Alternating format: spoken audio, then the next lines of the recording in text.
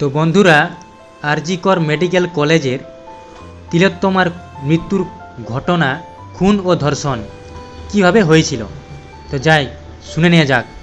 আরজি কর মেডিকেল কলেজে তিলোত্তমা মজুমদারের ধর্ষণ ও খুনের ঘটনা অত্যন্ত মর্মান্তিক এবং আলোচিত একটি ঘটনা, যা 1980 সালের দশকে একবার ঘটেছিল। তিলোত্তমা ছিলেন একজন মেডিকেল ছাত্রী এবং এই ঘটনাটি তৎকালীন সময়ে সমগ্র পশ্চিমবঙ্গে তীব্র প্রতিক্রিয়া সৃষ্টি করেছিল। তিলোত্তমা মজুমদার আরজি কর মেডিকেল কলেজের একজন মেধাবী ছাত্রী ছিলেন। একদিন তাকে কলেজ ক্যাম্পাসে ধর্ষণ করে হত্যা করা হয়। এটি ছিল একটি বর্বর ও নির্মম ঘটনা, যা কলেজের ছাত্র ও শিক্ষকদের মধ্যে শোক এবং ক্ষোভের সঞ্চার করে। এই ঘটনার পরেই কলেজের ছাত্ররা ও সাধারণ মানুষ তীব্র প্রতিবাদে লেগে পড়ে। তারা কলেজ প্রশাসন ও কর্তৃপক্ষের ওপর নিরাপত্তাহীনতার অভিযোগ তোলেন।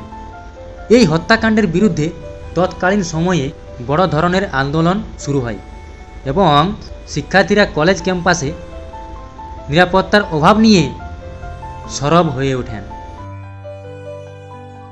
তো বন্ধুরা, এখানে প্রথম পর্বটি শেষ করলাম। নতুন পর্ব দেখতে হলে চ্যানেলটি সাবস্ক্রাইব করো।